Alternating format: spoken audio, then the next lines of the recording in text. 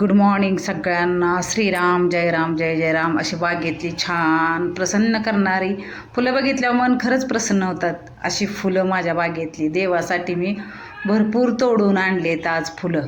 आणि छान पिवळ्या कलरचीच भरपूर फुलं आज उमललेली आहेत. आणि देवासाठी पण म्हणजे भरपूर आज फुलं आहेत. सकाळ सकाळी अशी बागेतली सगळी फुलं तोडून आणली. सकाळचं काम चालू झालं. म्हटलं आता आज रेसिपी करूया. सकाळ सकाळी गेलते गच्चीवर. हे पक्षी दोन समोरच्या झाडावर जाऊन बसले. ते नारळाचं झाड होतं. असं पक्षी फुलं बघितल्यावर सकाळ सकाळी प्रसन्न वाटतं. आणि आज गुजराचे साधू संतच म्हणायचे ते आले होते. त्यांना वाजवत आणलेलं होतं. ते बघितलं सकाळ सकाळी गच्चीवर. कलश घेऊन बायका उभं राहिल्या होत्या त्यांच्या. आणि सकाळी सकाळीशी सुंदर प्रसन्न करणारी माझे मन प्रसन्न होतं खरंच. माझं रोज देवपूजा केल्यानंतर अशी छान देवपूजा केली. आणि देवाला भरपूर आज फुलं होती. रोज भरपूर येतातच फुलं म्हणा, पण आज तर जास्तच होती फुलं. मग सकाळी ठरवले काय करायचं. मग ठरवलं की कोबीचं पिठलं करूया. सुंदर असं कोबी चिरून घेतला, कोथिंबीर आणि रानात आणलेला लसूण आणि हिरव्या मिरच्या 5-6 घेतल्या होत्या. कारण तिखट नव्हत्या म्हणून 5-6 मिरच्या घेतल्या होत्या. तुमच्या आवडीनुसार तुम्ही तिखट बनवा. तेल टाकून घेतलं, जिरं मोहरी चांगलं तडतडून दिलं आणि लसूण टाकला. ओल्या लसणामुळे चव पण खूप छान येते, टेस्ट. त्याचं तिखट पण करायचंच आहे. हिरवी मिरची लसूण टाकून घेतला आणि छान परतून घेतलं असं थोडंसं लाल होतोपर्यंत. म्हणजे ओल्या लसणाची चटणी पण खूप छान होते. ते पण करायचं आहे ना आता. त्यामुळे इकडं तिकडं गावाला जाणं झालं, त्यामुळे झालंच नाही करणं. मग जरा कोबी टाकून घेतला आणि कोबी पण चांगला परतून घेतला. कच्चा राहू नये ना, कच्ची पण टेस्ट लागू नये पिठलं करण्यासाठी. त्यामुळं असा चांगला परतून घेतला आणि त्याला चांगली एक वाफ आणून दिली कोबीला. बारीक चिरून घेतला. ह्याच्यापेक्षा बारीक चिरला तरी चालेल. थोडं हिंग टाकून घेतला आणि एक थोड्या वेळ 2 ते 3 मिनटं असं झाकून ठेवलं. जास्त नाही, थोडं झाकून ठेवायची म्हणजे चांगली वाफ येते. झालं झाकून ठेवलं का झाकण काढलं आणि थोडीशी हळद टाकून घेतली. शेवट हळद टाकली थोडी, कारण सगळी करपून जाईल ना, त्यामुळं मग मी थोडीशी हळद टाकली.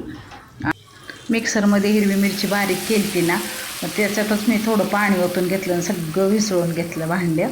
आणि पाणी ओतून घेतलं. जास्तीत जास्त 1 फुलपात्रभर असेल, मोठ्या फुलपात्रभर पाणी. मला थोडीशीच करायची होती. मी त्या दिवशी आरणला गेलते ना, मी गायत्री आणि नानी आणि आमच्या जाऊबाई. त्यावेळेस गायत्रीनं पिठलं भाकरी करून आणलं होतं. म्हणजे ह्याचं पिठलं करून आणलं होतं, कोबीचं पिठलं. इतकं छान झालं होतं ना. आणि सावता बाळ्यानं पण पिठलं भाकरी, जास्त करून सगळ्या साधू संतांना पिठलंच भाकरी आवडतं. मग त्याचा नैवेद्य दाखवला होता. गायत्रीनं करून आणलं होतं. इतकं सुंदर आणि टेस्टी झालं होतं ना, खूप छान झालं होतं. अशी वरून थोडीशी कोथिंबीर बी टाकून घेतली आणि चांगलं शिजून दिलं. थोडंसं 1-2 मिनिट चांगली शिजून दिली भाजी. आणि मग 4 ते 5 चमचे लागलं मला बेसन. आणि मग गॅस बारीक करून असं गाठीहुनी चांगलं हलवून घेतलं. एकसारखं चांगलं हलवून घेतलं. असे 5 ते 4 चमचे लागलं होतं बेसन. असं थोडं थोडं थोडं करत बेसन मी टाकून घेतलं आणि हलवून घेतलं. एकसुद्धा गाठ झाली नाही. असं सगळीकडून हलवून घेतलं. इतकं म्हणजे त्या कोबीच्या भाजीमुळे इतकं टेस्टी आणि खरंच भाकरीबरोबर तर इतकं छान लागत होतं. नानीने शेवटी कोरडं खाल्लं पिठलं. इतकं छान झालं होतं खरं. मग त्यावेळेसपासून म्हणजे माझ्या डोक्यात होतं की करूया आपण, म्हणजे वेगळी रेसिपी आहे ही. मी पहिल्यांदाच ऐकलं कोबीचं पिठलं हे म्हणून. खरंच इतकं टेस्टी आणि भाजीची चव उतरती सगळी आणि कोबी छान लागतो खरं. 5 चमचे बेसन पीठ लागलं. चांगलं मोकळं फडफडीत करून घेतलं मी. आणि चांगली 1-2 चांगली वाफ येऊन दिली. आणि इतकं छान जे झालं होतं, मी 1-2 घास खाऊन बघितला आणि परत वरून अजून कोथिंबीर टाकली थोडीशी.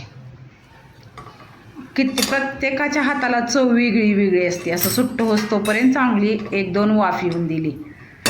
प्रत्येकाच्या हाताला चव वेगळी वेगळी असते. त्यामुळं म्हणजे प्रत्येकाच्या भाज्या पण इतक्या वेगळ्या आणि टेस्टी असतात ना. तसं नानीच्या हाताला मिरचा नानी छान करते. गायत्री भाज्या ही खूप छान करते. अशी चांगली वाफलली भाजी 2 वेळा वाफलून घेतली. काही परत वरून तेल टाकलं नाही, काही केलेलं नाही. चांगली वाफ येऊन दिली आणि चांगली परतली आणि अशी भांड्यात काढून घेतली.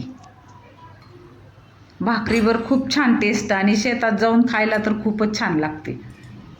तुम्ही पण करून बघा ही रेसिपी. साधी सोपी, मी जास्त अवघड टाकत नाही आणि मला जास्त अवघड बी करायला आवडत नाही. सोप्या सोप्या रेसिपी छान मी टाकत असते, म्हणजे तुम्हाला पण करायला याव्यात अशा. आणि तुम्हाला जर माझी रेसिपी आवडली असेल तर लाईक, शेअर, सबस्क्राईब करा आणि अशी रेसिपी साधी सोपी करून बघा. इतकी छान आणि टेस्टी. व्हिडिओला सबस्क्राईब करा. वरून अशी कोथिंबीर पेरून ही घेतली.